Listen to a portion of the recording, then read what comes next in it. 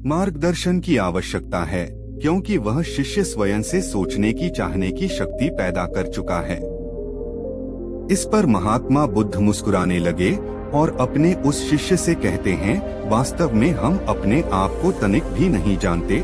जितनी जानकारी हमें अपने बारे में है वह सब इस समाज द्वारा हमें प्रदान की गई है। जो हम सोचते हैं, जो विचार करते हैं, हमारा भाव सब कुछ हमें समाज के द्वारा ही मिला है।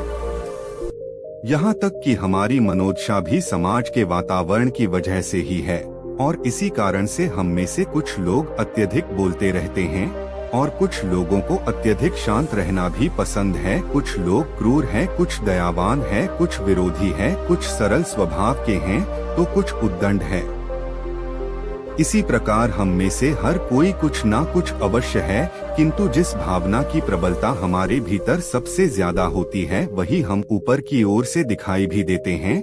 जिस प्रकार तुम ऊपर से तो बहुत शांत दिखते हो, लेकिन यह जरूरी नहीं कि तुम भीतर से भी शांत हो। महात्मा बुद्ध की यह बात सुनकर वह शिष्य महात्मा बुद्ध से कहता है, हे बुद्ध, तो मुझे खुद को जानने के लिए क्या करना होगा? मैं खुद को कैसे पहचान सकता हूँ? इस पर महात्मा बुद्ध ने कहा, भंते, इसका जवाब मैं पहले ही तुम्हें दे चुका हूँ। शांत हो जाओ, चुप हो जाओ, क्योंकि जितना तुम चुप हो जाओगे उतनी ही शांति तुम्हारे भीतर भी उतर जाएगी, और जितनी शांति तुम्हारे भीतर होगी उतना ही तुम अपने और करीब आओगे। इस पर वह शिष्य बुद्ध से कहता है, हे बुद्ध, आप तो जानते ही हैं मैं तो हमेशा ही चुप रहता हूँ। मैं तो केवल अपने कामों से मतलब रखता हूँ। ना ही मुझे ज्यादा बोलना पसंद है और ना ही मैं ज्यादा लोगों के साथ रहता हूँ। मैं तो हमेशा ही शांत रहता हूँ। फिर मैं अपने आप को क्यों नहीं जान पा रहा? मैं अपने आप के करीब क्यों नहीं आ पा रहा? इस पर महात्मा बुद्ध ने बड़ी शांति से अपने उस शिष्य से कहा, भंते, तुम ऊपर से चुप जरूर हो, लेकिन भीतर से तुम्हारे भीतर वह शांति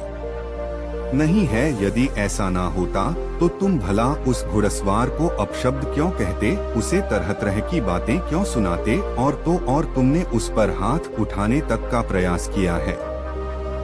आखिर तुम्हें यह क्रोध कहाँ से आया? बुद्ध की यह बात सुनकर उसे अपनी गलती का एहसास हुआ। उसने तुरंत ही अपना सर झुका दिया। तभी महात्मा बुद्ध अपने उस शिष्य से कहते हैं, चुप रहने का अर्थ मुख से चुप होना नहीं है, बल्कि भीतर से शांत होना है। यह शांति शरीर के बाहर नहीं बल्कि हमारे भीतर होनी चाहिए। हमारे भीतर इतनी शांति होनी चाहिए कि जब भी तुम्हारे भीतर क्रोध उठे तब भी तुम अपने आप को देख पाओ, समझ पाओ कि आखिर क्या हो रहा है, यह सब क्या घट रहा है। तुम यह जान सको कि तुम क्रोध करने वाले नहीं हो। यदि तुम यह नहीं जान पाओगे तो वह अनजान जो तुम्हारे भीतर बैठा हुआ है वह तुमसे क्रोध करा लेगा। चाहे जैसी भी परिस्थिति होगी वह तुम्हें उसमें ढाल ही देगा और तुम कुछ नहीं कर पाओगे। तुम एक असहाय की तरह केवल देखते रह जाओगे, और जब वह परिस्थिति गुजर जाएगी तब तुम्हें उस परिस्थिति का एहसास होगा और तुम्हें पीड़ा होगी, दर्द होगा। आज तुमने क्रोध किया है, हो सकता है कि कल को तुम काम वासना में भी लीन हो जाओ और तुम्हें पता तक ना चले। स्पैरो वह शिष्य महात्मा बुद्ध से कहता है, हे बुद्ध, तो आप ही मुझे कोई रास्ता दिखाइए, आप ही मेरा मार्गदर्शन कीजिए। मैं तो सोचता था कि केवल चुप रहने से ही मैं सत्य की प्राप्ति कर लूंगा, आत्मज्ञान की प्राप्ति कर लूंगा, लेकिन केवल चुप रहने से मैं अपने आप तक को नहीं जान सका हूँ, और आज मेरा यह भ्रम भी टूट गया है। मैं यह जान चुका हूँ कि जब मैं खुद को ही नहीं जान पाया तो मैं भला आत्मज्ञान की प्राप्ति क्या करूँगा? हे बुद्ध, मेरे भीतर कोई और भी है, कोई ऐसा मित्र रहता है जिसे मैं नहीं जानता। कृपया करके मेरी उसे पहचान कराइए है।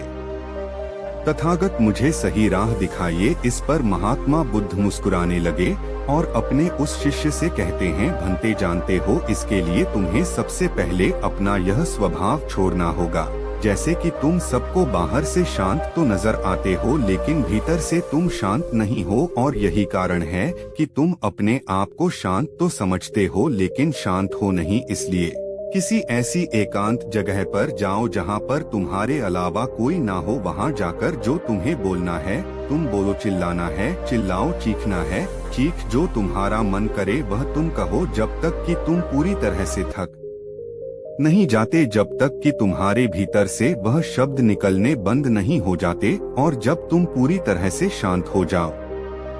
जब तुम्हारे भीतर कोई शब्द ना बचे, कोई विचार ना बचे, तब तुम मेरे पास आना, तब मैं तुम्हें एक सही मार्ग दिखाऊंगा। शिष्य ने महात्मा बुद्ध की बात मान ली। उसने महात्मा बुद्ध को प्रणाम किया और एक पहाड़ की ओर चल पड़ा। उस पहाड़ पर चारों ओर हली थी, शांत वातावरण था और वहाँ पर कोई नहीं था। वह शिष्य बिल्कुल एकांत था और अब उसने कहना शुरू किया। पहले तो वह अपनी मर्यादा में ही बोल रहा था, वह अपनी मर्यादा में ही बातें कर रहा था, लेकिन देखते ही देखते उसे क्रोध आने लगा और वह अपनी मर्यादा छोड़कर अब शब्द बोलने लगा था। अब शब्द बोलते समय उसे इतना आनंद आ रहा था कि उसने सारी सीमा लांघ दी और उसके मुख में जो कुछ भी आ रहा था वह बोलता चला जा रहा था। देखते ही देखते उसने अपने सारे वस्त्र भी निकाल दिए।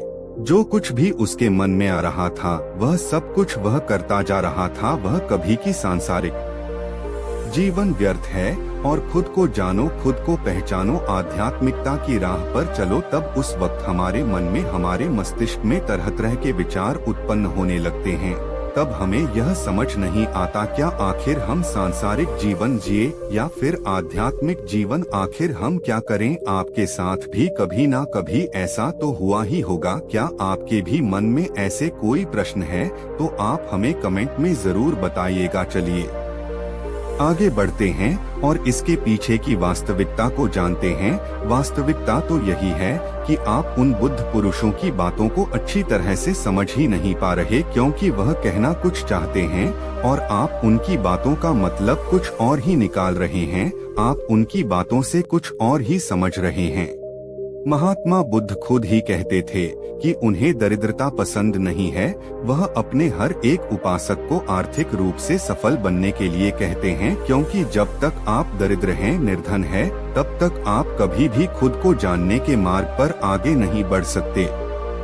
और ठीक उसी प्रकार संपन्नता और अमीर होना भी आपके आध्यात्मिक मार्ग की बाधा बन जाती है। कई महापुरुषों ने, कई बुद्ध पुरुषों ने अपनी बातें बहुत ही सीधी और सरल भाषा में कही है, लेकिन हम सभी उन बातों का अर्थ कुछ और ही निकाल बैठते हैं। हम सभी उनकी बातों को समझ नहीं पाते, क्योंकि उनकी बातें रोजमर्रा की जिंदगी से बिल्कुल अलग होती है।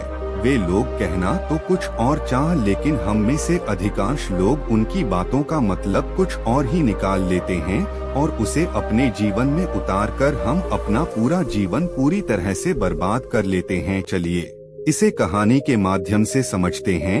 एक बार की बात है, महात्मा बुद्ध नगरवासियों को उपदेश दे रहे थे। बुद्ध कह रहे थे, इस संसार में मत फंसो, संसार से ऊपर उठो, संसार से ऊपर उठकर कि तुम संसार को जी सकते हो। संसार में जो फंस गया, जिसने ने अपनी बुद्धि और विवेक का इस्तेमाल नहीं किया और बुरे कार्यों में लिप्त हो गया, वह आने वाले समय में भयंकर दुख भोगे, क्योंकि उसके कर्म ही उन दुखों का कारण बनेंगे। इसलिए आप सभी इस संसार की मोहमाया अर्थात इच्छा, लालच, क्रोध इत्यादि को ध्यान पूर्वक देखते हुए अपनी कर्म करें। इतना कहकर महात्मा बुद्ध ने अपना उपदेश समाप्त किया और वहाँ से वह चले गए। महात्मा बुद्ध जब यह उपदेश दे रहे थे तो वहाँ पर उस नर का सबसे धनी व्यक्ति वहीं पर मौजूद था और उस व्यक्ति पर महात्मा बुद्ध की बातों का बहुत गहरा असर पड़ा। उसका मन अब संसारी जीवन में नहीं लगता था, वह संसारी जीवन से हटने लगा था। अब उसे अपना सब कुछ किया हुआ व्यर्थ नजर आने लगा था। देखते ही देखते अब उसका सारा व्यापार चौपट होने लगा था। उस धनी व्यापारी के परिवार के सभी सदस्य उसे इस तरह से देखकर बहुत चिंतित रहने लगे थे और जब भी कोई उससे बात करने की कोशिश करता तो वह धनी व्यापारी एक ही बात कहता, यह धन दौलत तो सब बेकार की चीजें हैं, यह सब तो मोह माया है, सब बेकार है, भला हम रिश्ते निभाकर क्या करेंगे, यह सब तो वासना है, जीवन तो केवल एक ही सत्य है और वह है मुक्ति, अब तो केवल उसी की प्यास है। मैं इतना समझ चुका हूँ कि अब से जो भी होगा वह सब अच्छा होगा। अब से उसने व्यापार पर भी ध्यान देना बिल्कुल बंद कर दिया था और देखते ही देखते वह धनी व्यापारी उस नगर का सबसे गरीब व्यक्ति बन चुका था। वह पूरी तरह से निर्धन हो चुका था। उसका सब कुछ बर्बाद हो चुका था और उसका पूरा परिवार सड़क पर आ गया। एक दिन जब उसके घर भी खाने के लिए कुछ नहीं बचा तो उसने अपने आप से कहा, यह मैंने क्या कर दिया? सब कुछ तो बहुत अच्छा चल रहा था, लेकिन मैंने अपने हाथों ही सब कुछ बर्बाद कर दिया। आज मेरे परिवार का हर एक सदस्य भूखा है, उनके पास खाने के लिए कुछ नहीं और मैं उनके लिए कुछ नहीं कर पा रहा। वह यह सब सोच ही रहा था कि तभी उसे याद आया कि उसने महात्मा बुद्ध की बातों में आकर अपना जीवन बर्बाद कर लिया। ना तो उसे मुक्ति मिली और ना ही धन। वह सोच रहा था, मैं तो कहीं का नहीं रहा, थोड़े थोड़े भोजन के लिए भी आज मुझे रोज मरना पड़ता है। हर रोज मुझे मेहनत करनी पड़ती है, तब जाकर मेरे परिवार को 2 वक्त की रोटी मिल पाती है। अपने परिवार की इस तरह से बुरी हालत देखकर उससे रहा नहीं गया। वह बहुत चिंतित रहने लगा था, वह बहुत परेशान हो चुका था। एक दिन वह अपने घर से भाग गया। एक रास्ते में जब वह आगे बढ़ रहा था तब उसके मन में ख्याल आया कि वह कहाँ जाएगा, किससे मदद मांगेगा, आखिर अब उसका साथ कौन देगा। तभी उसे याद आया कि उसे महात्मा बुद्ध के पास ही जाना चाहिए, क्योंकि बुद्ध के कारण ही आज उसकी यह हालात है। उसके हालात के जिम्मेदार तो वही है।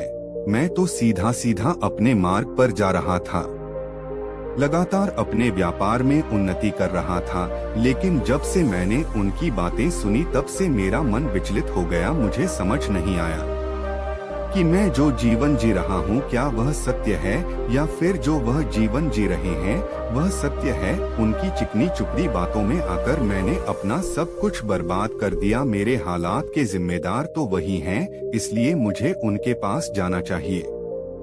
अपने मन में क्रोध लिए 2 दिनों की लंबी यात्रा करके वह महात्मा बुद्ध के पास पहुंचा और क्रोध में आकर महात्मा बुद्ध से कहता है बुद्ध, आपको कोई ज्ञान नहीं, ना ही आपने सत्य की प्राप्ति की है।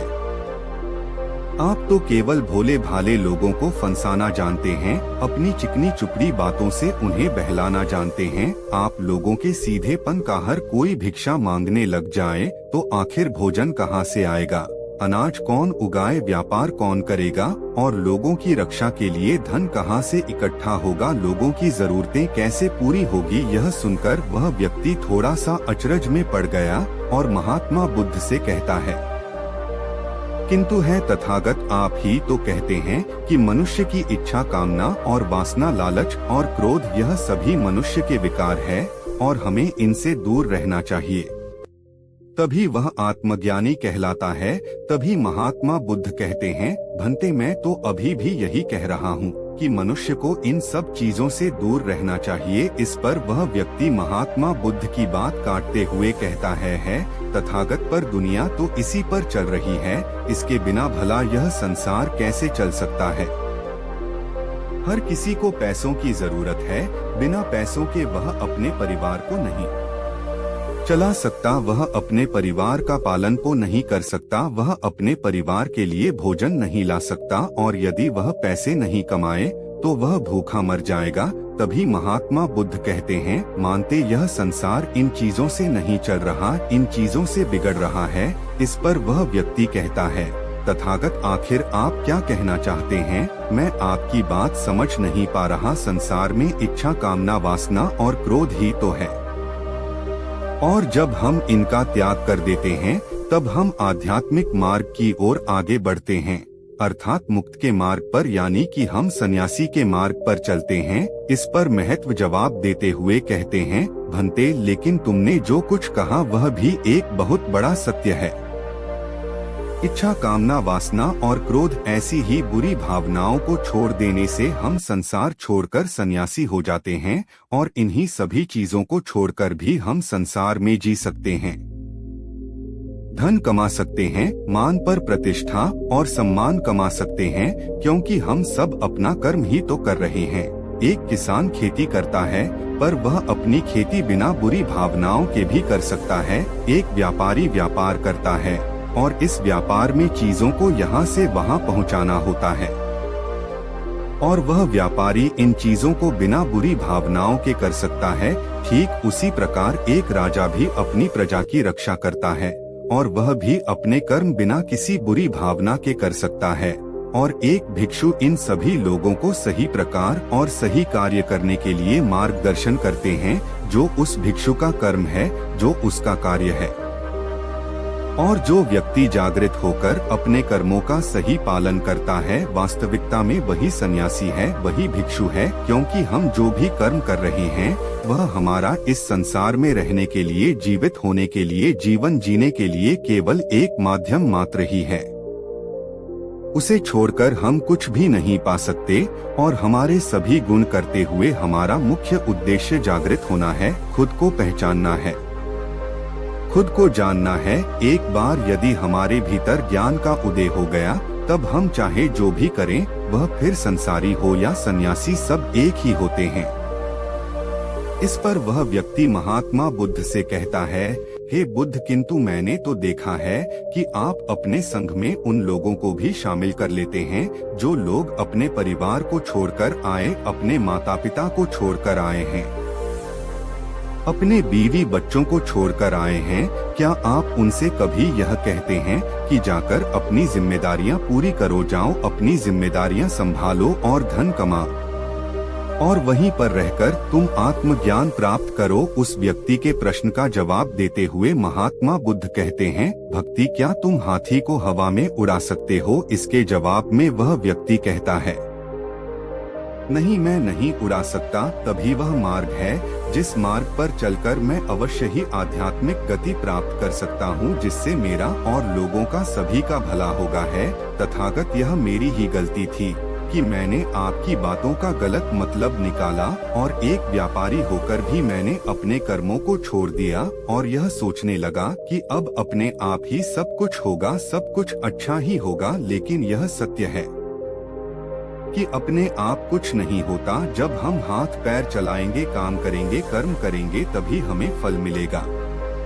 जब हम हाथ पैर मारना छोड़ देते हैं तो नदी का बहाव हमें अपने साथ बहाकर ले चला जाता है और तब हमारे हाथों में कुछ नहीं रह जाता, और यही मेरे साथ भी हुआ है। तथागत, आज से मैं आपको वचन देता हूँ कि मैं अपना कर्म पूरी ईमानदारी के साथ करूँगा। आपके दिए हुए मार्ग पर मैं पूरी ईमानदारी से चलूँगा। मैं आपको वचन देता हूँ कि मैं एक अच्छा व्यापारी और एक अच्छा इंसान बनकर रहूँगा। मैं आत्मज्ञान के मार्ग पर अपने कर्म करते आगे बढ़ता रहूँगा। इतना कहकर वह व्यक्ति महात्मा बुद्ध को प्रणाम करके वहाँ से लौट गया। दोस्तों, हमारे साथ भी कुछ ऐसा ही होता है। जब हम किसी सिद्ध पुरुष की बातें सुनते हैं तो हमें लगता है कि यह संसारी जीवन व्यर्थ है और हमने जो कुछ भी आज तक कमाया है, जो कुछ भी आज तक कर्म किए हैं, वह सब व्यर्थ है। दुनियादारी की सारी बातें बेकार हैं। हमें तो आत्मज्ञान के मार्ग पर बढ़ना चाहिए। प्राचीन भारत का समय था जब गौतम बुद्ध की शिक्षाएं चारों ओर फैल चुकी थी। बुद्ध का व्यक्तित्व ऐसा था कि लोग उनकी बातों से न केवल प्रभावित होते थे, बल्कि जीवन के गहन रहस्यों को समझने के लिए उनके पास खींचे चले आते थे। बुद्ध के पास केवल शिक्षण ही नहीं था, उनके हर शब्द में एक गहन सत्य छिपा होता था जो लोगों के मन में बसे डर और संदेह को दूर करता था। एक दिन बुद्ध अपने शिष्यों के साथ विहार कर रहे थे। चारों ओर हरियाली फैली हुई थी, पंछियों की चहचहाहट वातावरण को मधुर बना रही थी। बुद्ध और उनके शिष्य नदी किनारे बैठकर ध्यान में मग्न थे। तभी एक शिष्य जिसका नाम आनंद था, बुद्ध के पास आकर बैठा। उसके चेहरे पर चिंता और भय के भाव साफ झलक रहे थे। आनंद ने धीरे से पूछा, गुरुजी, मैंने बहुत से लोगों से सुना है कि भय जीवन का अभिन्न हिस्सा है, लेकिन मैं यह समझ नहीं पा रहा हूँ कि इस भय को कैसे दूर करूं। बुद्ध ने उस ओर मुस्कुराते हुए देखा और बोले, आनंद, क्या तुम जानना चाहते हो कि भय क्या है और कैसे यह हमारे जीवन पर हावी हो जाता है? आनंद ने सिर हिलाया और कहा, जी हाँ गुरुजी। बुद्ध ने एक वृक्ष के नीचे बैठते हुए आनंद से कहा, सबसे पहले यह समझो कि भय एक काल्पनिक शक्ति है। हम अपने दिमाग में स्थितियों को देते हैं जो वास्तविकता में होती ही नहीं है। यह स्थितियां हमारे मन में भविष्य की कल्पना और अतीत की स्मृतियों से उत्पन्न होती हैं और यही कारण है कि भय का कोई ठोस आधार नहीं होता, यह केवल हमारी सोच में जन्म लेता है। आनंद ने विस्मय से पूछा, लेकिन गुरुजी, कई बार भय तो बहुत वास्तविक लगता है। हम डरते हैं कि कुछ गलत हो जाएगा या हमें कोई नुकसान होगा। क्या यह सच नहीं है? बुद्ध ने एक छोटे से पत्थर को उठाकर कहा, आनंद, इस पत्थर को देखो, यह ठोस है। इसे तुम छू सकते हो, महसूस कर सकते हो, लेकिन अब अपनी आंखें बंद करो और सोचो कि तुम्हारे सामने एक भयानक बाघ आ खड़ा हुआ है। आनंद ने आंखें बंद की और कुछ ही क्षणों में उसके माथे पर पसीना आ गया। उसने खुद को उस बाघ से बचाने की कोशिश में देखा। बुद्ध ने उससे कहा, अब आंखें खोलो, क्या तुम्हारे सामने कोई बाघ है? आनंद ने आंखें खोली और देखा कि वहाँ कोई बाघ नहीं था। वह समझ, जीवन में सब कुछ बेकार है। अगर आपके मन में शांति नहीं होगी तो आप इस दुनिया की किसी भी चीज से प्रसन्न और आनंदित नहीं हो सकते। भले ही आपके पास कितना भी धन क्यों ना हो, वहीं अगर आपके पास मन की शांति है तो आप झोपड़ी में भी प्रसन्नता के साथ रह सकते हैं। मन की शांति एक ऐसा अनमोल धन है जिसकी प्राप्ति के लिए मनुष्य को सदैव प्रयत्नशील रहना चाहिए और हमेशा इस मूल्यवान धन की रक्षा करनी चाहिए, क्योंकि एक बार आपका रुपया पैसा चला गया तो उतना नुकसान नहीं होगा जितना कि मन की शांति के चले जाने से होगा। यह एक ऐसा खजाना है जो आपको बड़ा भाग्यवान और ताकतवर बना दे देता है। मन की शांति को खरीदा नहीं जा सकता। मन की शांति अनमोल है। सच है कि पैसों से बहुत कुछ खरीदा जा सकता है, लेकिन संतोष और मन की शांति को पैसों से नहीं खरीद सकते। यह एक ऐसी चीज है जो हमें अपने अंदर विकसित और धारण करनी होती है।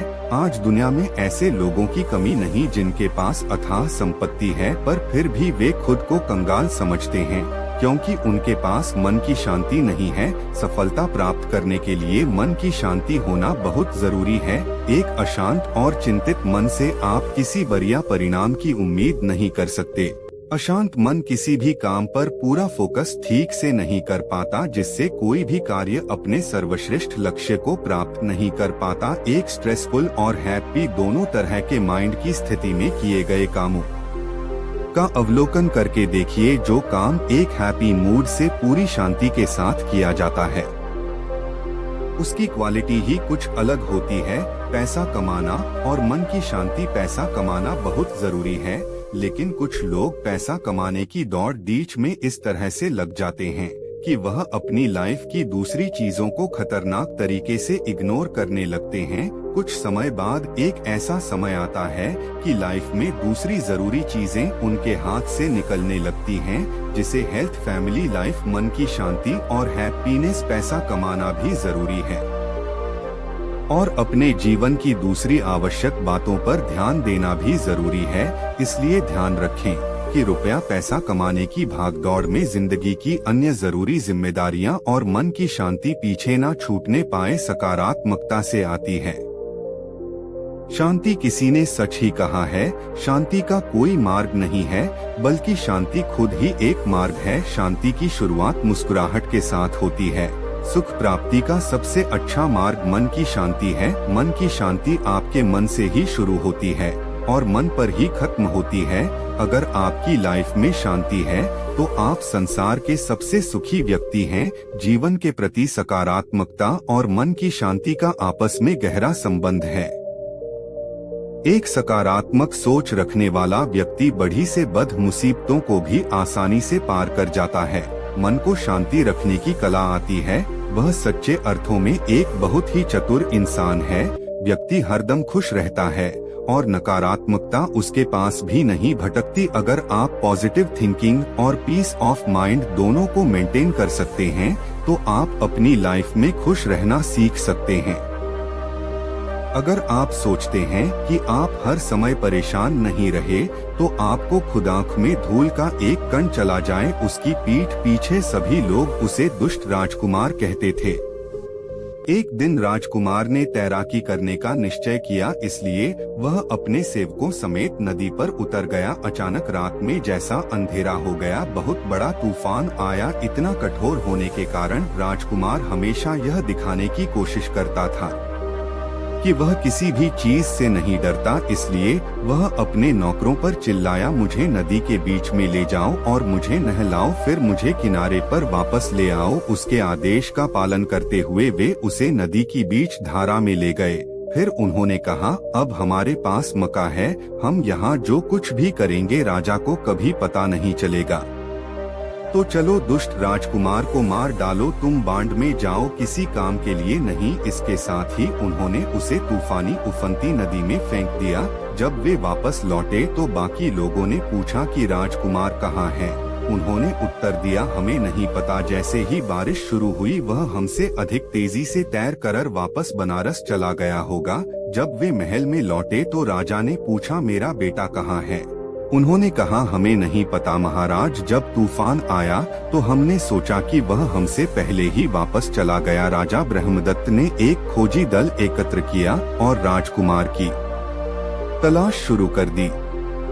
उन्होंने नदी के किनारे तक पूरे रास्ते सावधानी से खोजा, लेकिन वह नहीं मिला। यह क्या हुआ था? अंधेरे, हवा और बारिश में राजकुमार नदी की बाढ़ में बह गया था। सौभाग्य से वह एक तैरते हुए मृत पेड़ के तने को पकड़ने में सफल रहा। वह बेचैन होकर प्रिय जीवन को थामे रहा। जैसे जैसे वह बहता जा रहा था, वह सख्त आदमी डूबने से इतना डर रहा था कि वह भयभीत असहाय बच्चे की तरह रोने लगा। वह यूं कि कुछ समय पहले ही बनारस में एक बहुत अमीर आदमी की मृत्यु हो गई थी। उसने अपना खजाना नदी के किनारे, नदी के उसी किनारे पर गांठ दिया था। उनके भाग्य में 40 मिलियन सोने के सिक्के थे।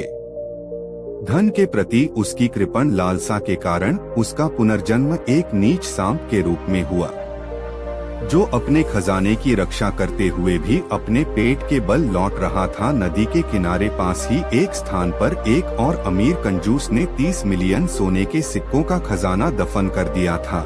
इसी तरह धन के पीछे कंजूस होने के कारण उसका पुनर्जन्म पानी के चूहे के रूप में हुआ था।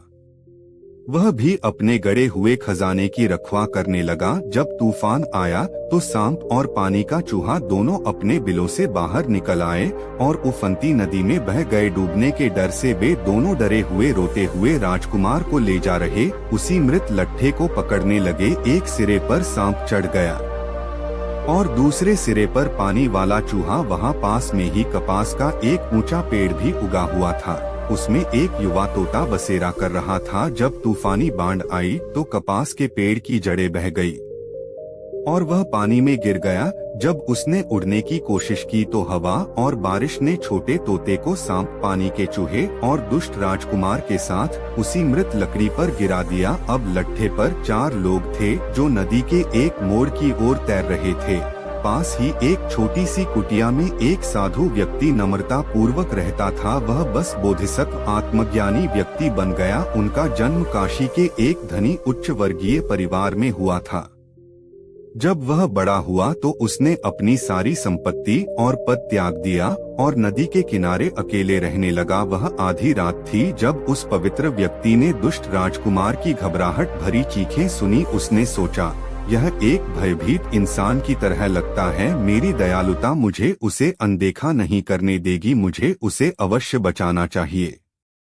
वह नदी की ओर भागा और चिल्लाया, डरो मत, मैं तुम्हें बचा लूंगा। फिर वह तेज धार में कूद गया, लट्ठे को पकड़ लिया और अपनी बड़ी ताकत का इस्तेमाल करके उसे किनारे पर खींच लिया। उसने राजकुमार को नदी तट पर सुरक्षित कदम रखने में मदद की। सांप, पानी के चूहे और तोते को देखकर वह उन्हें और उस आदमी को अपनी आरामदायक छोटी झोपड़ी में ले गया। उसने खाना पकाने की आग जला दी। जानवरों की कमजोरी के बारे में सोचते हुए उसने धीरे से उन्हें आग से गर्म किया। जब वे गर्म और सूख गए तो उसने उन्हें अलग रख दिया। फिर उसने राजकुमार को खुद को गर्म करने दिया। पवित्र व्यक्ति कुछ फल और मेवे निकाल लाया। फिर उसने पहले अधिक असहाय जानवरों को खाना खिलाया। उसके बाद इंतजार कर रहे राजकुमार को आश्चर्य की बात नहीं कि इससे दुष्ट राजकुमार क्रोधित हो गया। उसने सोचा, यह मूर्ख पवित्र व्यक्ति मेरे एक महान शाही राजकुमार की बिल्कुल भी परवाह नहीं करता है। इसके बजाय वह इन 3 मूक जानवरों को उच्च स्थान देता है। इस प्रकार सोचकर उसने सौम्य बोधिसत्व के प्रति प्रतिशोध पूर्ण घृणा उत्पन्न कर ली। अगले दिन पवित्र व्यक्ति ने मृत लकड़ी के लट्ठे को धूप में सुखाया, फिर उसने उनका भोजन पकाने और उन्हें गर्म रखने के लिए उसे काटा और जला दिया। कुछ ही दिनों में उसी लकड़ियां द्वारा बचाए गए चारों लोग मजबूत और स्वस्थ हो गए। सांप पवित्र व्यक्ति के पास अलविदा कहने आया। उसने अपने शरीर को जमीन पर टिकाया, खुद को ऊपर उठाया और सम्मान पूर्वक अपना सिर झुकाया। उसने कहा, आदरणीय, आपने मेरे लिए बहुत अच्छा काम किया है। मैं आपका आभारी हूँ और मैं कोई बेचारा सांप नहीं हूँ। एक निश्चित स्थान पर मेरे पास 40 मिलियन सोने के सिक्कों का खजाना गड़ा हुआ है और मैं यह खुशी से मैं आपको दे दूंगा। यह आपके लिए है, सभी के लिए जीवन अमूल्य है। जब भी आपको पैसे की आवश्यकता हो तो बस नदी के किनारे आई और पुकारे, सांप सांप। जल चूहा भी पवित्र व्यक्ति को अलविदा कहने के लिए उसके पास आया। वह अपने पिछले पैरों पर खड़ा हो गया और सम्मान पूर्वक अपना सिर झुका लिया। उन्होंने कहा, आदरणीय, आपने मेरे लिए बहुत अच्छा काम किया है। मैं आपका आभारी हूँ और मैं कोई बेचारा पानी वाला चूहा नहीं हूँ। एक निश्चित स्थान पर मेरे पास भी 30 मिलियन सोने के सिक्कों का खजाना दबा हुआ है और मैं यह खुशी से आपको दूंगा क्योंकि सारा जीवन अमूल्य है। जब भी तुम्हें पैसे की जरूरत हो बस नदी के किनारे आ जाओ और चिल्लाओ, चूहा चूहा। एक सांप और एक जल चूहे की ओर से ऐसी आभारी उदारता उनके पिछले कंजूस मानव जीवन से बिल्कुल अलग। फिर तोता पवित्र व्यक्ति को अलविदा कहने आया। उसने आदर पूर्वक अपना सिर झुकाया और कहा, आदरणीय, आपने मेरे लिए बहुत अच्छा काम किया है। मैं आपका आभारी हूँ, लेकिन मेरे पास कोई चांदी या सोना नहीं है। हालांकि मैं एक गरीब तोता नहीं हूँ। यदि आप कभी भी बेहतरीन चावल की जरूरत है बस नदी के किनारे आओ और पुकारो, तोता तोता। फिर मैं हिमालय के सभी जंगलों से अपने सभी रिश्तेदारों को इकट्ठा करूँगा और हम आपके लिए सबसे कीमती सुगंधित लाल चावल की कई गाड़ियाँ लाएंगे। सभी के लिए जीवन अमूल्य है। अंततः दुष्ट राजकुमार पवित्र व्यक्ति के पास आया। चूंकि उसका मन प्रतिशोध के जहर से भरा हुआ था, इसलिए उसने केवल यही सोचा कि अगर वह उसे दोबारा कभी देखेगा तो उसे मार डालेगा। हालांकि उन्होंने जो कहा वह था, आदरणीय, जब मैं राजा बन जाऊं तो कृपया मेरे पास आए और मैं आपको 4 आवश्यकताएं प्रदान करूंगा। फिर वह बनारस लौट आया और जल्द ही नया राजा बन गया। थोड़ी देर में पवित्र व्यक्ति ने यह देखने का निश्चय किया कि क्या इन चारों का आभार वास्तविक है। सबसे पहले वह नदी के किनारे गया और चिल्लाया, सांप सांप। पहले शब्द की ध्वनि पर सांप उसके घर से बाहर जमीन की नीचे आ गया। उसने आदर पूर्वक प्रणाम किया और कहा, हे पवित्र, इसी स्थान के नीचे 40 करोड़ सोने के सिक्के दबे हुए हैं। उन्हें खोद और अपने साथ ले जाओ। बहुत अच्छा, पवित्र व्यक्ति ने कहा, जब मुझे आवश्यकता होगी मैं फिर आऊंगा। सांप से विदा लेकर वह नदी के किनारे चला और चिल्लाया, चूहा चूहा। पानी का चूहा प्रकट हुआ और सब कुछ वैसा ही हुआ जैसा सांप के साथ हुआ था। इसके बाद उसने चिल्लाकर कहा, तोता तोता तोता। अपने पेड़ पर बने घर से उड़कर नीचे आया, आदर पूर्वक प्रणाम किया और कहा, हे पवित्र, क्या आपको लाल चावल की आवश्यकता है?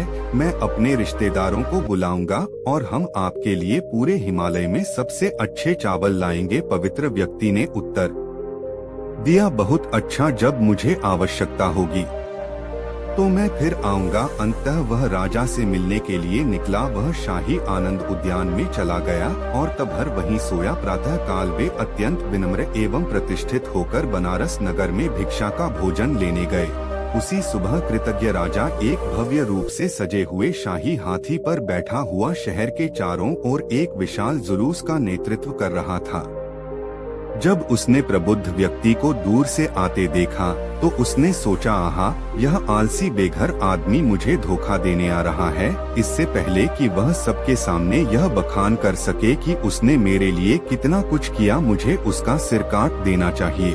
तब उसने अपने सेवकों से कहा, यह निकम्मा भिखारी कुछ मांगने आ रहा होगा, इस निकम्मे को मेरे पास मत आने दो, इसे तुरंत गिरफ्तार करो, इसके हाथ इसकी पीठ के पीछे बांध दो और इसे हर सड़क पर कोड़े मारो, कोने उसे शहर से बाहर फांसी ब्लॉक में ले जाओ और उसका सिर काट दो, फिर उसके शरीर को एक नुकीले काट पर उठाओ और इसे सभी को देखने के लिए छोड़ दो, आलसी भिखारियों के लिए इतना ही राजा के आदमी उसके क्रूर आदेशों का पालन करते थे। उन्होंने उस निर्दोष महान व्यक्ति को एक सामान्य अपराधी की तरह बांध दिया। उन्होंने फांसी ब्लॉक के रास्ते में हर सड़क के कोने पर उसे बेरहमी से कोड़े मारे, लेकिन इससे कोई फर्क नहीं पड़ता कि उन्होंने उसे कितनी जोर से कोड़े मारे, उसका मांस काट डाला। वह प्रतिष्ठित रहा। प्रत्येक कोड़े मारने के बाद उन्होंने सभी को सुनने के लिए बस घोषणा की। यह साबित करता है कि पुरानी कहावत अभी भी सच है, एक कृतज्ञ आदमी की मदद करने की तुलना में नदी से मृत लकड़ी निकालने में अधिक ही नाम है। कुछ दर्शक आश्चर्यचकित होने लगे कि उन्होंने प्रत्येक सड़क के कोने पर केवल यही क्यों कहा। उन्होंने एक दूसरे से कहा, इस गरीब आदमी का दर्द किसी कृतज्ञ आदमी के कारण हुआ होगा। इसलिए उन्होंने उससे पूछा, है पवित्र व्यक्ति, क्या तुमने किसी कृतज्ञ व्यक्ति की कुछ सेवा की है? तब उसने उन्हें सारी कहानी बताई और अंत में उन्होंने कहा, मैंने इस राजा को एक भयानक बाट से बचाया और ऐसा करके मैंने खुद पर यह दर्द उठाया। मैंने पुराने बुद्धिमान की बातों का पालन नहीं किया, इसीलिए मैंने वही कहा जो मैंने कहा था। यह कहानी सुनकर बनारस के लोग क्रोधित हो गए और एक दूसरे से कहने लगे, इस अच्छे आदमी ने राजा की जान बचाई, परंतु वह इतना क्रूर है कि उसके मन में जरा भी कृतज्ञता नहीं है। ऐसा राजा हमें कैसे लाभ पहुंचा सकता है? वह हमारे लिए ही खतरनाक हो सकता है, हमें उसको पाने दो। उनके क्रोध ने बनारस के नागरिकों को भीड़ में बदल दिया। उन्होंने राजा पर तीरों, चाकुओं, लाठियों और पत्थरों से हमला किया। शाही हाथी पर बैठे बैठे ही उनकी मृत्यु हो गई। फिर उन्होंने एक समय के दुष्ट राजकुमार के शव को सड़क के किनारे एक खाई में फेंक दिया। बाद में उन्होंने पवित्र व्यक्ति को अपना नया राजा बनाया। उन्होंने बनारस पर अच्छा शासन किया। फिर एक दिन उसने अपने पुराने दोस्तों से मिलने जाने का फैसला किया, इसलिए वह एक बड़े जुलूस में सवार होकर नदी के किनारे तक गया। उसने पुकारा, सांप सांप सांप। बाहर आया। उसने प्रणाम किया और कहा, महाराज, यदि आप चाहे तो मेरे खजाने में आपका स्वागत है। राजा ने अपने सेवकों को 40 करोड़ सोने के सिक्के खोदने का आदेश दिया। वह पानी वाले चूहे के घर गया और चिल्लाया, चूहा चूहा। वह भी प्रकट हुआ, प्रणाम किया और कहा, महाराज, यदि आप चाहे तो मेरे खजाने में आपका स्वागत है। इस बार राजा के सेवकों ने खोदकर 30 करोड़ सोने के सिक्के निकाले। तभी राजा ने पुकारा, तोता तोता। तोता उड़कर राजा के पास गया, आदर पूर्वक प्रणाम किया और कहा, हे प्रभु, यदि आप चाहे तो मैं आपके लिए सबसे उत्तम लाल चावल इकट्ठा कर दूंगा। लेकिन पवित्र व्यक्ति राजा ने कहा, अभी नहीं मेरे मित्र, जब चावल की आवश्यकता होगी तो मैं तुमसे मांग लूंगा। अब हम सभी शहर लौट आए। उनके बनारस के शाही महल में पहुंचने के बाद राजा ने 70 मिलियन सोने के सिक्कों को एक सुरक्षित स्थान पर रखवा दिया। उसने कृतज्ञ सांप के नए घर के लिए एक सोने का कटोरा बनवाया था। उसके बाद उदार चूहे के रहने के लिए बेहतरीन क्रिस्टल से बनी एक भूल भुलैया बनाई और दयालु तोता एक सुनहरे पिंजरे में चला गया, जिसमें एक गेट था जिसमें वह अंदर से कुंडी लगा सकता था और खोल सकता था। राजा प्रतिदिन सांप और तोते को सोने की थाली में चावल के पड़े और सबसे मीठी मधुमक्खी का शहद देता था और एक अन्य सोने की थाली में उसने पानी वाले चूहे को सबसे सुगंधित चावल दिए। राजा गरीबों के प्रति अपनी उदारता के लिए प्रसिद्ध हो गया। वह और उसके 3 पशुमित्र कई वर्षों तक पूर्ण सामंजस्य के साथ एक साथ रहे। जब उनकी मृत्यु हुई तो उन सभी का उसी तरह पुनर् हुआ जिसके वे हकदार थे। दोस्तों, यह कहानी हमें यह शिक्षा प्रदान करती है कि कृतज्ञता एक पुरस्कार है जिसका प्रतिफल स्वयं मिलता है। हमें क्रोध और अपनी कामनाओं को अपने काबू में रखना चाहिए। तो दोस्तों, अब चलिए हमारी तीसरी कहानी की शुरुआत करते हैं। तीसरी कहानी दोस्तों, बहुत समय पहले की बात है। प्रबुद्ध व्यक्ति का जन्म एक हाथी के रूप में हुआ था। वह आश्चर्यजनक रूप से सफेद रंग का था, पॉलिश की हुई चांदी की तरह चमक रहा था।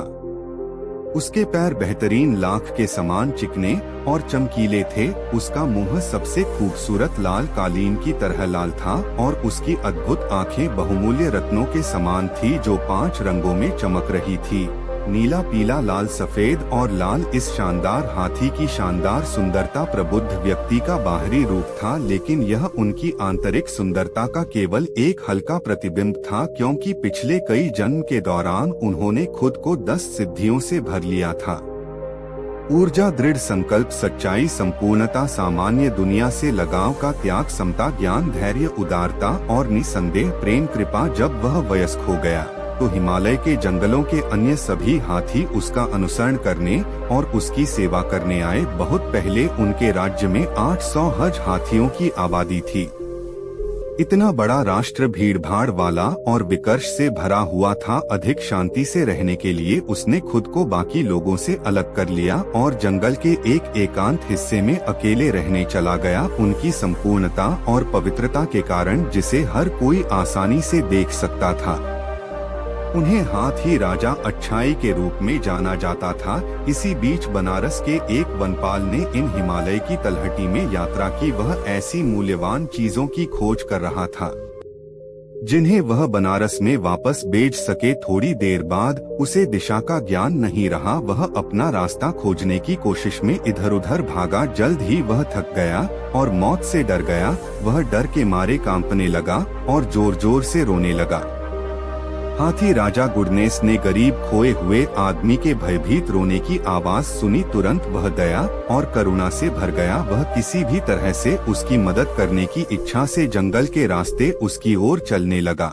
लेकिन वह शख्स इतनी दहशत में था कि जब उसने विशाल हाथी को अपनी ओर आते देखा तो वह भागने लगा। जब बुद्धिमान हाथी राजा ने यह देखा तो उसने चलना बंद कर दिया।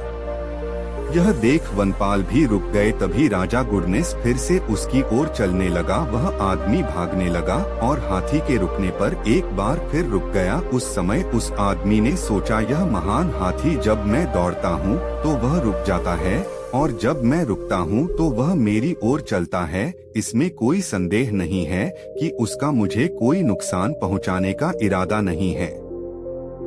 वह इसके बजाय मेरी मदद करना चाहता होगा। इस बात का एहसास होने से उसे रुकने और इंतजार करने का साहस मिला। जैसे ही हाथी राजा गुडनेस धीरे धीरे पास आया, उसने कहा, मेरे मानव मित्र, तुम घबराए हुए रोते हुए क्यों घूम रहे हो? भगवान हाथी आदमी ने कहा, मुझे दिशा की सारी समझ खो गई। मैं बुरी तरह खो गया और मुझे डर था कि मैं मर जाऊंगा। तब आत्मज्ञानी व्यक्ति वनपाल को अपने एकांत निवास स्थान में ले गया। उन्होंने उसे समस्त हिमालय के बेहतरीन फल और मेवे खिलाकर सांत्वना दी और शांत किया। कई दिनों के बाद उसने कहा, मेरे मित्र, डरो मत, मैं तुम्हें उस देश में ले चलूंगा जहां लोग रहते हैं। मेरी पीठ पर बैठो। फिर वह उसे मनुष्यों के देश की ओर ले जाने लगा। इस शानदार प्राणी पर आराम से सवारी करते हुए आदमी ने सोचा, मान लीजिए लोग मुझसे पूछते हैं कि मैं कहाँ था, मुझे सब कुछ बताने में सक्षम होना चाहिए। इसीलिए दयालु हाथी राजा द्वारा सुरक्षा के लिए ले जाते समय उसने सभी स्थलों के नोट्स बनाए। जब वह बनारस के राजमार्ग के पास घने जंगल से बाहर आया तो हाथी राजा ने कहा, मेरे अच्छे दोस्त, इस रास्ते से बनारस जाओ। कृपया किसी को मत बताना कि मैं कहाँ रहता हूँ, चाहे वे तुमसे पूछे या नहीं। इन विदाई शब्दों के साथ कोमल हाथी घूम गया और अपने सुरक्षित और गुप्त घर में वापस चला गया। उस व्यक्ति को बनारस जाने का रास्ता ढूंढने में कोई परेशानी नहीं हुई।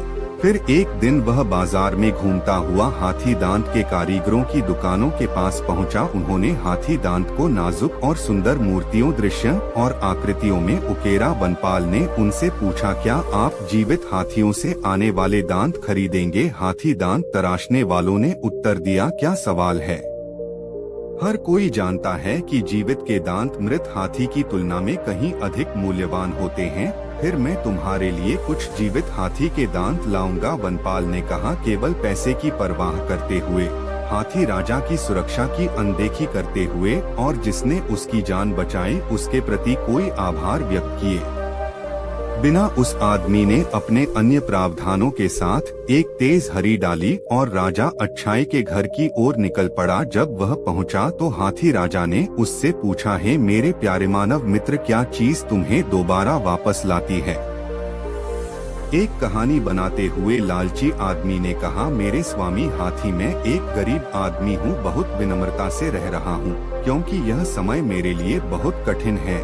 मैं आपसे दांत का एक छोटा सा टुकड़ा मांगने आया हूँ। यदि आप इसे मुझे दे सकते हैं, मैं इसे घर ले जाऊंगा और बेच दूंगा, तब मैं अपना भरण पोषण कर सकूंगा और कुछ समय तक जीवित रह सकूंगा। उस आदमी पर दया करते हुए हाथी राजा गुडनेस ने कहा, बेशक मेरे दोस्त, मैं तुम्हें दांत का एक बड़ा टुकड़ा दूंगा। क्या तुम अपने साथ एक आरी लाए हो? हाँ प्रभु, वनपाल ने कहा, मैं एक आरी लाया था। तो फिर ठीक है, उदार राजा गुडनेस ने कहा, मेरे दोनों दांत काट दो। जैसे ही उसने यह कहा, हाथी अपने घुटनों पर झुक गया और अपने शानदार चांदी सफेद दांत सामने रख दिए। जरा भी अफसोस किए बिना उस आदमी ने दोनों दांतों से हाथी दांत के बड़े टुकड़े काट दिए। प्रबुद्ध व्यक्ति ने दोनों टुकड़ों को अपनी सूट से उठा लिया। उसने कहा, अच्छा दोस्त, मैं तुम्हें अपने प्यारे दांत इसलिए नहीं दे रहा हूँ क्योंकि मैं उन्हें नापसंद करता हूँ और उनसे छुटकारा पाना चाहता हूँ। नहीं इसलिए कि वे मेरे लिए मूल्यवान नहीं है, बल्कि 1000 गुना, यहाँ तक कि 1 लाख गुना अधिक प्यारे और सभी जानने योग्य ज्ञान के दांत मूल्यवान हैं, जो सभी सत्य की प्राप्ति की ओर ले जाते हैं। मनुष्य को अद्भुत दांत देते हुए हाथी की इच्छा थी कि उसकी पूर्ण उदारता अंततः उसे महानतम ज्ञान की ओर ले जाए। वह आदमी घर गया और हाथी दांत के दोनों टुकड़े बेच दिए, लेकिन उसे सारा पैसा खर्च करने में देर नहीं लगी, इसलिए वह फिर से हाथी राजा भलाई के पास लौट आया। उसने उससे विनती की, महाराज, आपका हाथी दांत बेचकर मुझे जो पैसा मिला था वह केवल मेरे कर्ज चुकाने के लिए पर्याप्त था। मैं अभी भी एक गरीब आदमी हूँ, बहुत नम्रता से रह रहा हूँ। बनारस में अभी भी कठिन समय है, इसलिए कृपया मुझे बाकी बचा हुआ पैसा दे दीजिए। आपके दांत है उदार। बिना किसी हिचकिचाहट के हाथी राजा ने अपने बचे हुए दांतों की पेशकश कर दी। उस आदमी ने हाथी की खोपड़ी की सॉकेट तक जो कुछ भी वह देख सकता था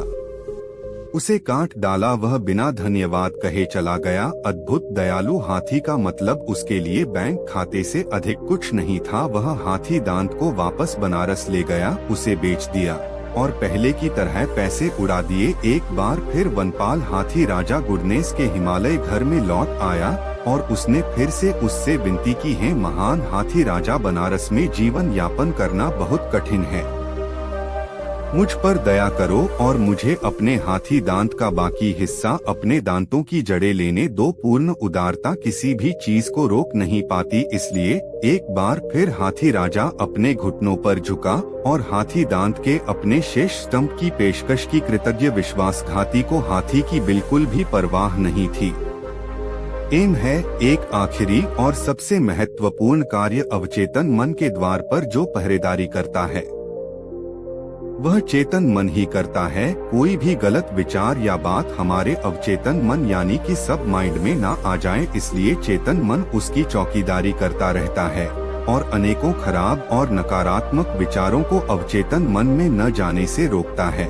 मित्रों, अब हम बात करेंगे अवचेतन मन के कार्यों के बारे में। हलन चलन और संवेदना, यह दोनों कार्य हमारा चेतन और अचेतन मन करता है। यानी जब हम जागृत अवस्था में होते हैं तब हमारे शरीर का चाल चलन और संवेदना पर पूरा कंट्रोल हमारे चेतन मन के पास होता है, लेकिन जब हम सो जाते हैं तब यह काम हमारा अवचेतन मन करता है। रिफ्लेक्स यानी अवचेतन मन की शक्ति हमें आपातकालीन स्थितियों से बचाती है, जैसे अग्नि पर पैर पड़े तो अचानक से हटा लेते हैं, सांप देखकर उल्टे ही भाग खड़े होते हैं, सीढ़ियों से गिरते गिरते संभल जाते हैं। मित्रों, ईश्वर ने हमारे मन मस्तिष्क में एक ट्रांसमीटर और एक रिसीवर फिट कर रखा है जो इतना शक्तिशाली है कि पूरे ब्रह्मांड में इतनी शक्तिशाली मन परम शक्तिशाली है, क्योंकि यह हमारे शरीर के हर भाग को अपने काबू में रखता है। जब भी आपसे कोई पूछता है आप कैसे हो तो आप कहते हैं कि मैं ठीक हूँ। यह कहने का मतलब यह है कि आप अपने अवचेतन मन को कह रहे हैं कि सब ठीक है, कुछ करने की जरूरत नहीं है। अवचेतन मन हमारे ऑटोनॉमिक नर्वस सिस्टम पर पूरा कंट्रोल रखता है, जो हमारे शरीर के पाचन, श्रवण, हार्मोन्स पैदा करने आदि के नियंत्रण के लिए जिम्मेदार होता है। जब भी हम चेतन मन के माध्यम से कोई भी नेगेटिव कमांड अवचेतन मन को देते हैं तो बीमारी पैदा होने के चांसेस बढ़ जाते हैं। इसलिए अच्छे स्वास्थ्य के लिए आप अपने अवचेतन मन को हमेशा अच्छे सुझाव देते रहे। जैसे मेरा स्वास्थ्य कल जितना अच्छा था आज उससे भी ज्यादा अच्छा है। हमारे चेतन और अवचेतन मन की विशेषताएं अलग अलग है। चेतन मन के पास 10 प्रपावर है और अब चेतन मन के पास 90 प्रपावर है, यानी हमारा मन पानी में रहे बर्फ के पहाड़ की तरह है, जिसका मात्र 10% हिस्सा पानी के बाहर रहता है और 90% हिस्सा पानी के अंदर रहता है, जो हमें दिखाई नहीं देता। ठीक उसी तरह हमारा चेतन मन भी दिखाई देता है, परंतु अवचेतन मन पानी में डूबे पहाड़ की तरह दिखाई नहीं देता, लेकिन वास्तव में वह होता जरूर है। इसलिए चेतन मन जागृत होते हैं तभी काम करता है, लेकिन अब चेतन मन 24 घंटे काम करता रहता है। कोई भी काम करने का आदेश पहले चेतन मन के पास जाता है और उसके बाद वह अवचेतन मन के पास पहुंचता है। इस तरह चेतन मन एक फिल्टर के जैसे काम करता है, जो मिले हुए आदेश में से अच्छे बुरे का फर्क करके ही जरूरी इसको अवचेतन मन के पास भेजता है। इस तरह कोई भी लक्ष्य तय करने में चेतन मन का इस्तेमाल होता है और अवचेतन मन उस लक्ष्य को पूरा करता है। अब हम बात करते हैं मन की अवस्थाओं के बारे में। ब्रेन में 4 तरह की तरंगे होती हैं। बीटा, अल्फा, थीटा और डेल्टा। बीटा तरंगों में हमारा ब्रेन पूरी तरह से यह रहता है, जिसमें हमारी दिमागी तरंगे 20 से 25 प्रति मिनट तक चल रही होती हैं, जो कि यह पूर्ण जागरूक अवस्था है। अल्फा तरंगों में हमारा चेतन मन थोड़ा शांत हो जाता है, जो कि इस समय हमारी दिमागी तरंगे 8 से 15 के बीच प्रति मिनट चल रही होती है, तथा इसे हम आधी जागी और आधी सोई अवस्था भी कहते हैं। थीटा तरंगों में हमारा चेतन मन पूरी तरह से शांत होकर निद्रा में चला जाता है और इसमें हमारी दिमागी तरंगे 5 से 8 के बीच प्रति मिनट चल रही होती है, जो कि इसे हम पूर्ण निद्रा की अवस्था भी कहते हैं, तथा इस अवस्था में हम खूब सपने देखते हैं और इस अवस्था में हम अपने गहरे अवचेतन मन के नजदीक भी होते हैं। डेल्टा अवस्था तरंगों में हम गहरी निद्रा या गहरी समाधि जैसी अवस्था में पहुंच जाते हैं, जहां हमारे दिमाग की तरंगे पूरी तरह से शांत होकर 3 से 5 के बीच प्रति मिनट चल रही होती हैं। इस अवस्था में हम पूर्ण रूप से बेहोश हो जाते हैं। यह गहरी निद्रा अवस्था 8 घंटे की नींद में मुश्किल से 2 घंटे के आसपास ही मिलती है और इसमें सपने और अवचेतन मन बिल्कुल शांत हो जाते हैं। इसीलिए अवचेतन मन को सुझाव देने के लिए गहरी अल्फा स्थिति ही अपने आप में पर्या, क्योंकि दिन में जब हम जाग रहे होते हैं तब हमारा चेतन मन कार्यरत होता है और जब हम रात को सो जाते हैं तब हमारा अवचेतन मन कार्यरत होता है।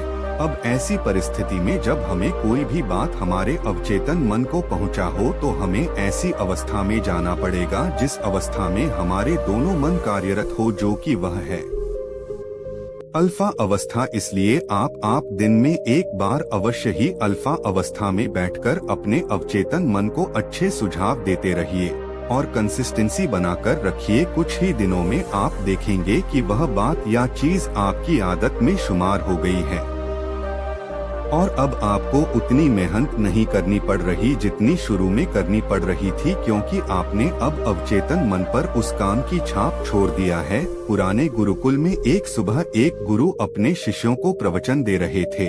वह शिष्यों से कह रहे थे कि जब कभी भी आप शांत मन से बैठकर सोचेंगे तो आप यह महसूस करेंगे कि यह ब्रह्मांड, यह प्रकृति सबको समान रूप से अवसर देते हैं या हर एक के लिए अपार संभावनाएं हैं।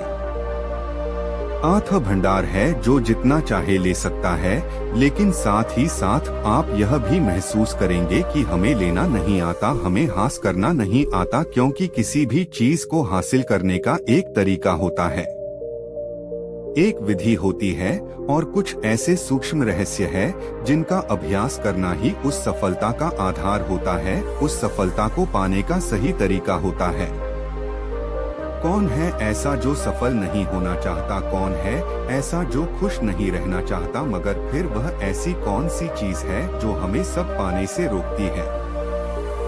यम है हमारे खुद के नकारात्मक विचार, वह है हमारी खुद से होने वाली नकारात्मक बातचीत, और हमारा मन खुद ही ऐसे विचार पैदा करता रहता है जो हमारे आत्मविश्वास को कमजोर बना देता है और हमें विश्वास दिला देता है कि हम उस सफलता के लायक नहीं हैं, और यही वह सूक्ष्म रहस्य है।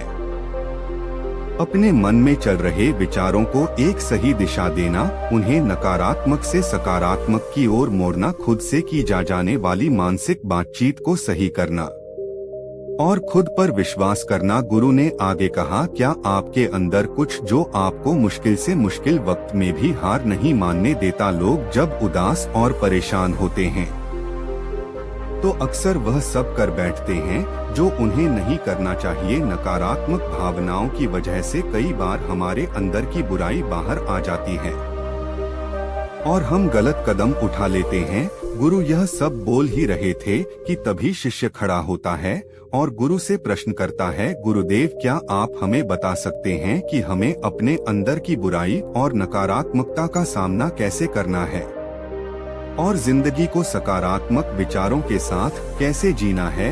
गुरु ने मुस्कुराते हुए कहा, खुश रहना उतना भी मुश्किल नहीं है जितना आप सोचते हैं। बस हमें हर सुबह और शाम अपने विचारों को सही दिशा देना है। हर नया सवेरा एक उम्मीद लेकर आता है, क्योंकि हर नए दिन के साथ नए सपने, नई उम्मीदें और नए मौके मिलते हैं।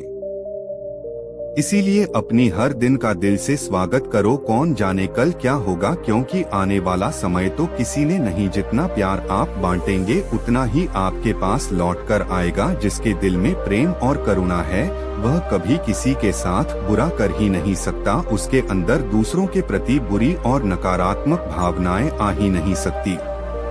असल में प्रेम के अंदर वह ताकत है जो हमें गलत काम करने से रोकती है। गलत काम करके इंसान कभी चैन से नहीं रह सकता। उसके अंदर हमेशा एक डर और पश्चाताप रहता है।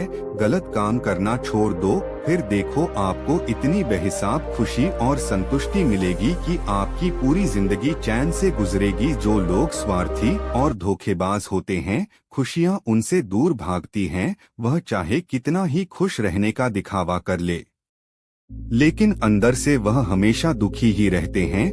गंदे काम और गंदे विचार हमें कभी खुश नहीं रहने देते, और जहाँ खुशी है वहीं प्रेम है। इतना कहने के बाद गुरु ने अपना प्रवचन समाप्त किया और फिर सभी से अपने अपने दैनिक कार्यों में लग गए। दोस्तों, इस तरह के विचार अपने दिमाग को देने से और विचारों को सकारात्मक रखने से निश्चित रूप से जिंदगी बदलेगी। तो आइए आप जल्दी से सराइज कर लेते हैं कि हमने इस वीडियो में क्या क्या सीखा। इस वीडियो में आपने खुद से की जाने वाली सकारात्मक बातचीत की ताकत के बारे में जाना और यह भी जाना कि खुद की काबिलियत पर संदेह करना हमें नीचे खींचता है। खुद को हमेशा अपनी खूबियों और अच्छाइयों के बारे में याद दिलाते रहे, क्योंकि इससे हमारा आत्मविश्वास बढ़ता है। इस वीडियो में आपने यह भी सीखा कि हमें अपने अंतर्मन की आवाज भी सुननी चाहिए। हमें अपनी कमियां, अपनी खूबियों और अपने लक्ष्य स्पष्ट रूप से पता होने चाहिए। हमेशा सकारात्मक सोच रखिए और यह याद रखिए कि अगर हम ठान ले तो जीवन में कुछ भी असंभव नहीं। आपने इस वीडियो में अच्छाई की जिज्ञासा जताते हैं। गौतम बुद्ध जब ज्ञान की प्राप्ति के बाद अपने शिष्यों के साथ यात्रा कर रहे थे तो उन्होंने लोगों को जीवन की समस्याओं से मुक्ति दिलाने का संकल्प लिया था। उनके जीवन का उद्देश्य यही था कि वे लोगों को उनके भीतर छिपी शांति और सत्य की खोज कराएं। बुद्ध का मार्ग शांति, धैर्य और ध्यान पर आधारित था। एक बार बुद्ध और उनके शिष्य एक छोटे से गांव में पहुंचे। गांव के लोगों ने बुद्ध का स्वागत किया और उनकी शिक्षाओं को सुनने के लिए इकट्ठा हुए। बुद्ध ने लोगों से पूछा, आप लोगों को किस तरह की समस्याएं जीवन में परेशान करती हैं? गांव का मुखिया खड़ा हुआ और बोला, गुरुजी, हमारे गांव में हर कोई चिंतित है। छोटे छोटे झगड़े, पारिवारिक विवाद, आर्थिक तंगी और अनिश्चित भविष्य जैसी समस्याएं हमें घेरे हुए हैं। हम में से कई लोग समाधान चाहते हैं, लेकिन हम यह नहीं जानते कि हमें क्या करना चाहिए। बुद्ध ने शांतिपूर्ण ढंग से मुखिया को सुना और फिर बोले, आपकी समस्याएं केवल इस गांव की नहीं है, यह पूरे संसार की समस्याएं हैं। लोग अपने जीवन की चुनौतियों से थक गए और समाधान की तलाश में हैं। मुखिया ने प्रश्न किया, तो गुरुजी, हमें क्या करना चाहिए? बुद्ध ने अपने शिष्यों और गांव वासियों को एकत्र किया और बोले, समस्याओं का समाधान केवल बाहर ढूंढने से नहीं होगा। समाधान आपके भीतर है, आपके मस्तिष्क की शांति में है। बुद्ध ने सभी से कहा, शांति से बैठो और विचार करो। जब मन शांत होता है तो समस्याओं का समाधान स्पष्ट हो जाता है। जब मन अशांत होता है तो समस्याएं और अधिक जटिल प्रतीत होती हैं। फिर उन्होंने एक उदाहरण दिया। बुद्ध ने एक प्याले में पानी डलवाया और उसमें मिट्टी मिलवा दी। पानी गंदला हो गया। फिर उन्होंने प्याला लोगों के सामने रखकर कहा, अब इस पानी को देखो, इसमें गंदगी है। और जब तक यह अशांत है तब तक कुछ भी साफ दिखाई नहीं देगा। कुछ समय बाद पानी ठहर गया और गंदगी नीचे बैठ गई। बुद्ध ने फिर कहा, अब देखो, जब पानी शांत हुआ तो गंदगी नीचे बैठ गई और पानी साफ हो गया। यही हमारे मन के साथ होता है। जब हम अशांत होते हैं तो हम समस्याओं को स्पष्ट रूप से नहीं देख पाते, लेकिन जब मन शांत होता है तो समाधान स्पष्ट हो जाते हैं। बुद्ध ने गांव वासियों से कहा, जब भी आप किसी समस्या का सामना करते हैं तो सबसे पहले अपने मन को शांत करें। समस्या कितनी भी बड़ी क्यों ना हो, अगर आप शांतिपूर्ण मन से उसका सामना करेंगे तो समाधान अवश्य मिलेगा। गांव का मुखिया बोला, गुरुजी, लेकिन यह कैसे संभव है जब समस्याएं हमारे सिर पर होती हैं? तो हम कैसे शांत रह सकते हैं? बुद्ध ने उत्तर दिया, शांति कोई वस्तु नहीं है जो बाहर से मिले, यह आपके भीतर है। जब आप अपने मन को नियंत्रित करते हैं और ध्यान करते हैं तो शांति स्वतः प्रकट होती है। ध्यान का अभ्यास आपको इस बात की समझ देगा कि समस्याएं अस्थायी हैं और उनका समाधान भी आपके भीतर ही है। फिर बुद्ध ने गांव वासियों को ध्यान का एक सरल तरीका बताया। उन्होंने कहा, हर दिन कुछ समय के लिए शांत बैठो, अपनी सांसों पर ध्यान केंद्रित करो। यह ध्यान का सरल अभ्यास है, लेकिन इसका प्रभाव बहुत गहरा होता है। जब आप ध्यान करते हैं तो आपका मन शांत हो जाता है और धीरे धीरे आपके अंदर छिपे समाधान प्रकट होने लगते हैं। गांव वासियों ने बुद्ध की इस शिक्षा को अपनाया और धीरे धीरे उन्होंने अपनी समस्याओं का समाधान पाया। जब उनका मन शांत हुआ तो उन्हें यह समझ में आया कि उनकी कई समस्याएं सिर्फ उनके मन की उपज थी और वे उन्हें हल कर सकते थे। बुद्ध के एक शिष्य ने उनसे पूछा, गुरुजी, क्या यह संभव है कि शांति और ध्यान से हम हर समस्या का समाधान पा सकते हैं? बुद्ध ने मुस्कुराते हुए उत्तर दिया, यह न केवल संभव है बल्कि यही सत्य है। जब तक तुम्हारा मन अशांत है तुम किसी भी समस्या का समाधान नहीं पा सकते, लेकिन जैसे ही तुम शांत हो जाते हो तुम अपनी स्थिति को स्पष्ट रूप से देख सकते हो और तब समाधान तुम्हारे सामने प्रकट होता है। शिष्य ने आगे पूछा, लेकिन गुरुजी, कई बार लोग इतने परेशान होते हैं कि वे शांत नहीं हो पाते, उनके भीतर अशांति भरी होती है, ऐसे में उन्हें क्या करना चाहिए? बुद्ध ने कहा, यह सही है कि प्रारंभ में शांत होना कठिन हो सकता है, लेकिन ध्यान का अभ्यास धीरे धीरे तुम्हारे मन को शांत करता है। यदि तुम नियमित रूप से ध्यान करोगे तो तुम्हारा मन स्वाभाविक रूप से शांत हो जाएगा और तुम्हें हर स्थिति में समाधान मिलेगा। गांव में एक बार दो परिवारों के बीच विवाद हो गया। दोनों परिवार एक छोटी सी जमीन के टुकड़े के लिए लड़ रहे थे। दोनों पक्ष यह मानते थे कि जमीन उनकी है और कोई भी समझौता करने को तैयार नहीं था। गांव के मुखिया ने बुद्ध से इस समस्या के बारे में कहा। बुद्ध ने दोनों परिवारों को बुलाया और उनसे कहा, इस विवाद का समाधान केवल शांति से हो सकता है।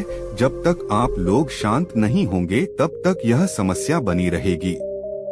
बुद्ध ने दोनों परिवारों से शांत बैठने और ध्यान करने के लिए कहा। दोनों परिवारों ने बुद्ध की बात मानी और ध्यान किया। कुछ समय बाद जब उनका मन शांत हो गया तो उन्होंने महसूस किया कि उनका विवाद असल में बहुत छोटा था। वे दोनों समझ गए कि जमीन के छोटे टुकड़े के लिए लड़ाई करना व्यर्थ था। बुद्ध ने मुस्कुराते हुए कहा, देखा, शांति से बैठकर विचार करने पर समाधान अपने आप आता है।